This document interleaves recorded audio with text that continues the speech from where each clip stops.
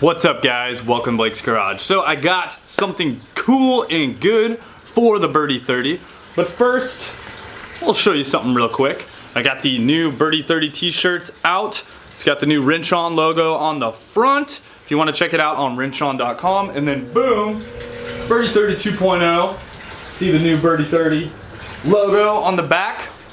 Pretty awesome. Also have some new stickers up on the website, so go ahead and check those out too, guys. I got a bunch of different designs. I think you guys will like them, and if you want to see more stuff happening on the BERTY 30, go ahead and check that out. So, probably going to be adding a couple things to this LSD diff. However, first, when you pick up an LSD, there are some things you need to look at. First off, is it an LSD? So I'm just gonna go over that and just kind of show how you kind of know that it's a limited slip differential. And then you need to see if your clutches are still good, because there are actually a clutch pack in the carrier itself, and you wanna make sure that the clutches are good, because if they're worn out, there's really no point in throwing that LSD in your car before rebuilding it, because you wanna rebuild it so that both wheels actually spin, and then you're not just still getting some one tire fire because your clutch packs are worn. So here's the LSD. I picked it up off of Craigslist. So you know, Craigslist is a mystery spot. You never really know what you're gonna get on Craigslist. However, you know, I was pretty sure that this was a good LSD. And yeah, that actually didn't come in there. That's just chilling, because I'm gonna do something in a minute here. You know, you got the speed sensor right here, so that's how you get the speed output. You get the fill hole, you got your drain hole. You wanna make sure that those aren't stripped out or anything like that. Here is the original bushing, which I am going to upgrade to a polyurethane bushing before I throw this in the car. And then we have our output shafts. So we got our output shafts of the differential on the side here. We have our input shaft to the differential of the pinion. And we got our cover. These covers are pretty cool, you know. They're finned. If you get like a Z3 one, you can actually get like bigger fins on the backside. They actually just bolt directly to this. So that is a pretty cool mod. However, it's a little bit costly at around $400. So, you know, maybe something in the future, but that's not an upgrade that I need to do at the moment, because the power level's really not there for that. I'm gonna show you guys how to test the clutches in an LSD. So you can see you gotta have this bolt pattern on here, right? So what we wanna do is find our two spots where it kind of crosses, which is basically, you know, here, here, here, here, whatever, in a star pattern. But what you wanna do is find two spots.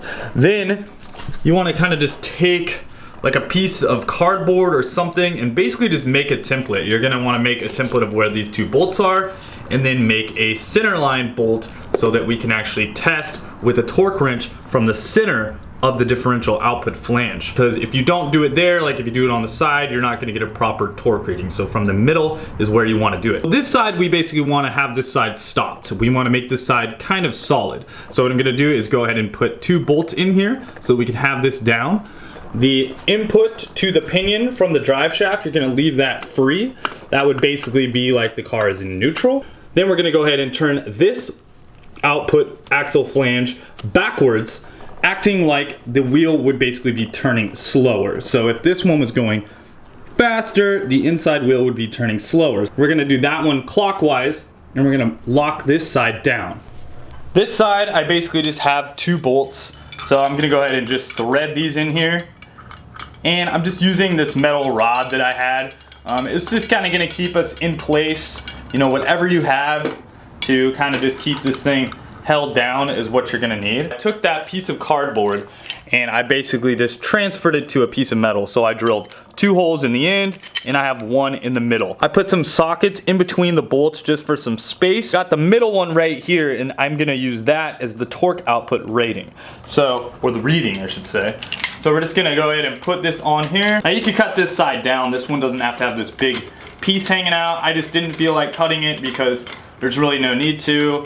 And if I wanna use this for, you know, something else in the future, I can.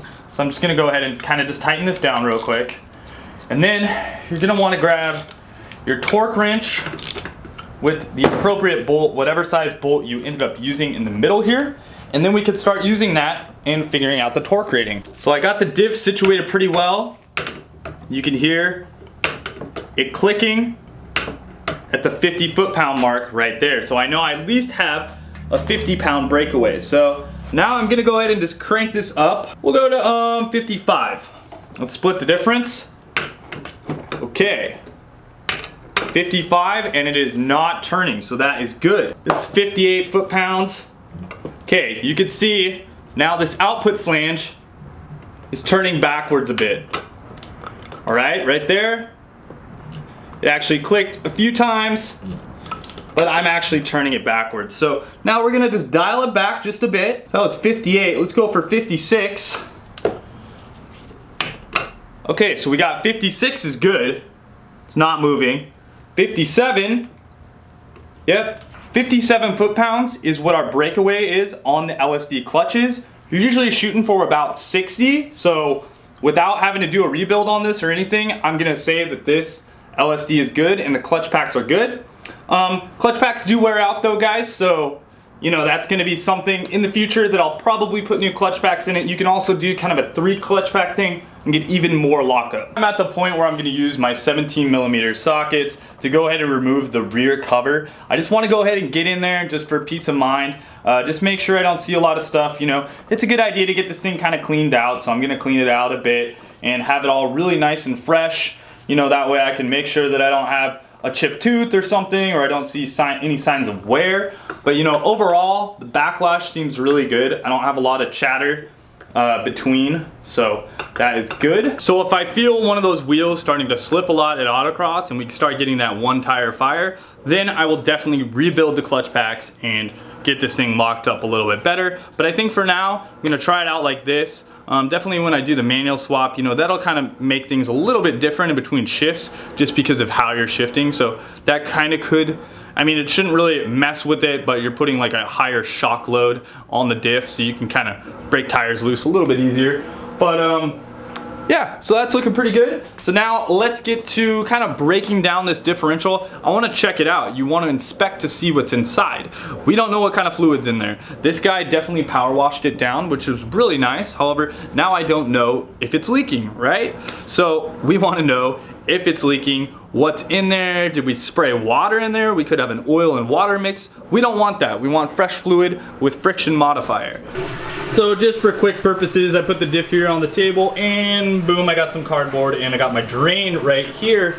So we'll put some gloves on so we don't have our hands smelling like basically rat shit, because if you've ever smelled freaking gear fluid or gear oil, it is disgusting. It's probably one of the worst smelling fluids in a car. Yeah, it just doesn't smell good. 10 mil Allen, that is what you're gonna use to bust off the drain plug and fill plug. We'll kind of see where our level is. Basically, when you're filling a diff, what you do is you just fill it until fluid pours out of the top of here. So we'll just kind of get an idea to see, you know, how this thing was running. So actually, it's draining right out. That is just what you want right there, which is really good. And surprisingly enough, it looks fairly clean. Like, it actually looks really clean, so that's good. You know, it's still clear. It's not black. That's great. We don't want to see it all black and nasty, so let's go ahead and bust this drain loose. So another thing that's good about this diff is I was told that it came out of an automatic car. Normally when you get these diffs out of an automatic, you know, they're gonna be beat on a little bit less, just because with the auto it's kind of harder to, you know, do a burnout and just things like that. So normally you're gonna have a little bit better clutches, and that's why I think we're hitting, you know, 56 foot-pounds on the breakaway zone, when, you know, 60 is pretty damn high, and 55, I mean, that's pretty dang good for picking this up. I'm winning, so that's good. The fluid, see, it's you know, it's fairly clear. You know, it's not the worst stuff I've ever seen. It still actually has a clear look to it on my fingers, so you know, it's not the worst thing ever, so that's good. It looks like the person that had this diff before kept it in pretty good order. So one other thing that I want to do is I want to go ahead and remove this bushing. I think the easiest way for me to do this is to use a jigsaw.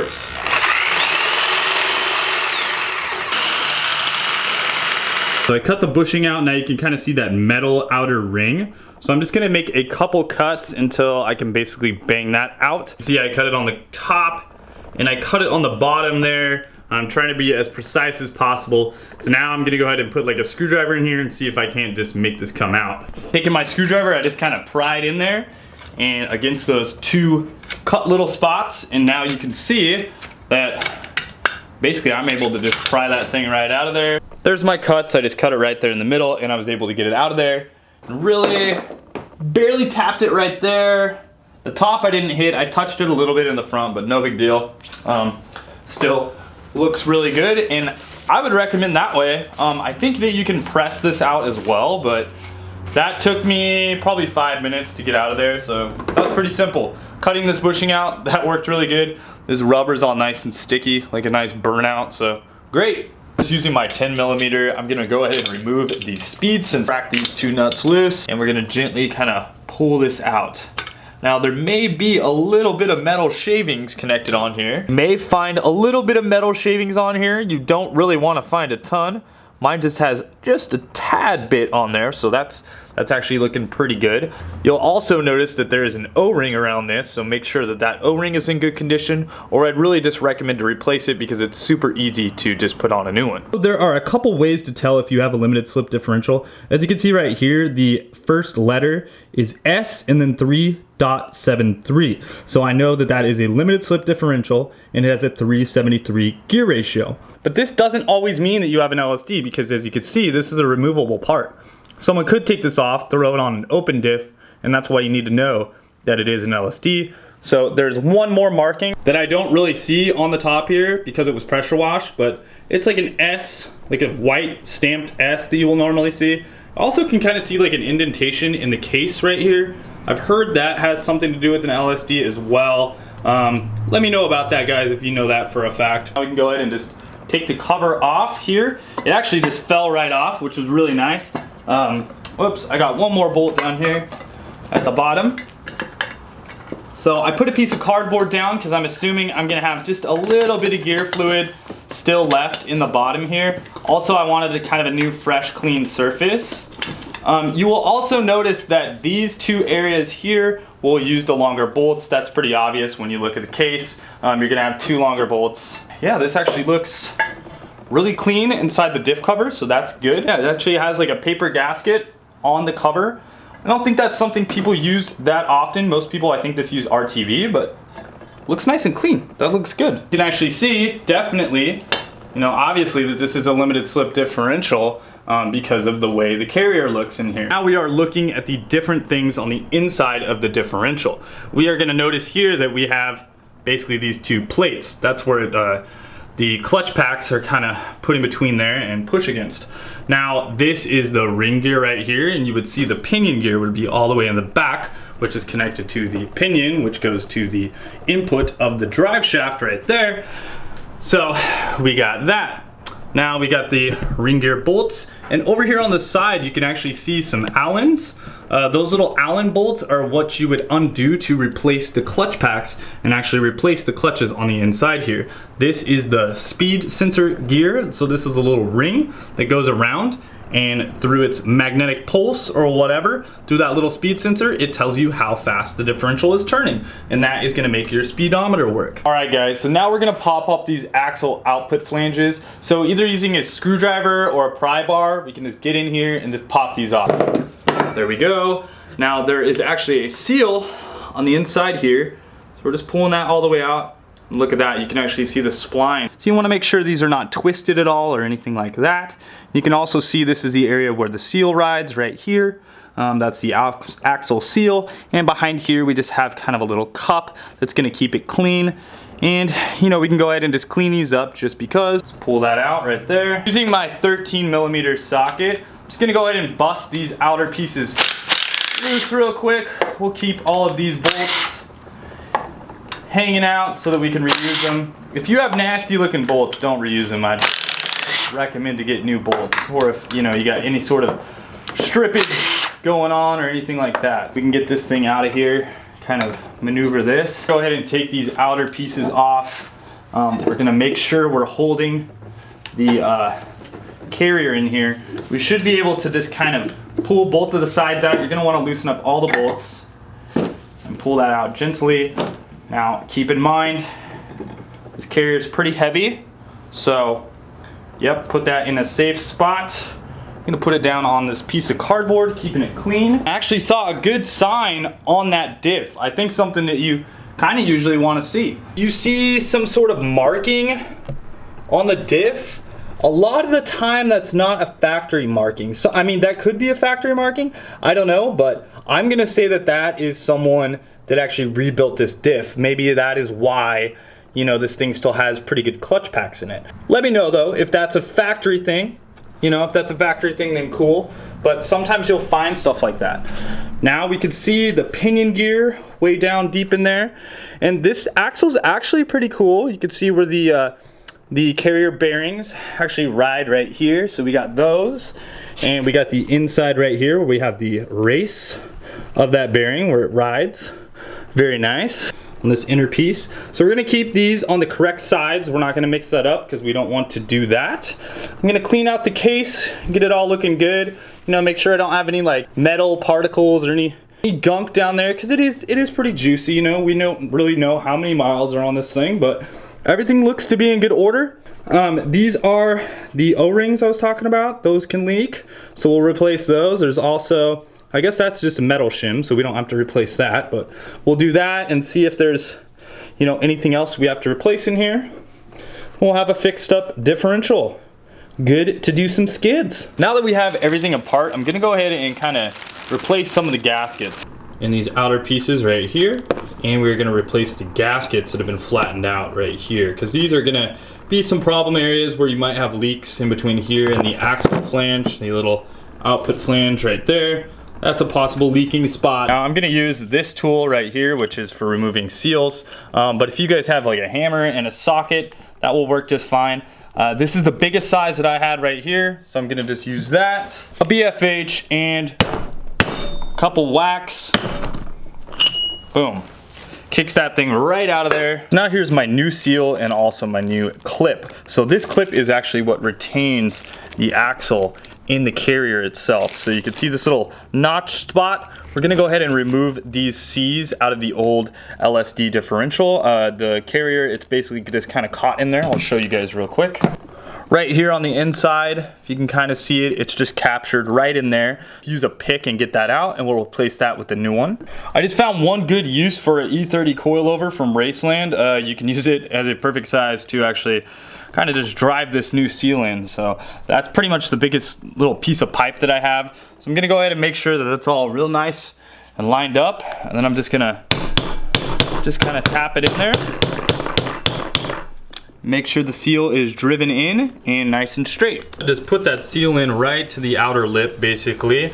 Pretty much right before this little oiling hole. See the little hole right here for oiling? Right in there, pretty much goes right up to that spot. I'm just using some needle nose pliers just to pry it off. You'll actually notice that the seal will be kind of flat around the edges. If it's flat around the edges, that's where you're gonna need to replace it. You know, this is a cheap little seal, so it's just, I would just recommend to do it so you don't have any leaks. Boom. Nice, good, fresh new seal. All right guys, so unfortunately I did have the rest of the footage of this video where I basically assemble everything and put it all back together and kind of went through that. However, that footage, I did it all on a head cam on my GoPro, and I should have checked the footage, but everything was like really high and out of frame, so I'm just not gonna go ahead and use that footage. If you got this far, you basically are just gonna put it back together the same way that you took it apart, replace any of the seals that you took out, and then upgrade the bushings. So next video I'm gonna show doing some of the bushings on the car, and yeah, I think that pretty much wraps it up. I hope that helps you guys at least get an idea of how these differentials are set up. I think it's a good breakdown, or at least a teardown of how the differential is set up and what, you know, what is all in it for a BMW diff. I've done different differentials before. I've rebuilt like Ford 8-inch rears, Dana 44s, and some Chevy 10 bolts. So that's kind of my experience with different differentials. But you know, every differential is set up a little bit differently. They all have basically the same concepts, but they can be different in their own ways. So hope this video helps out a lot, guys. Go ahead and smash that like button if this video helped you out, and look forward to seeing more videos on the BERTY 30 to come. Definitely some more stuff coming soon. So yeah guys, talk to you later, and wrench on.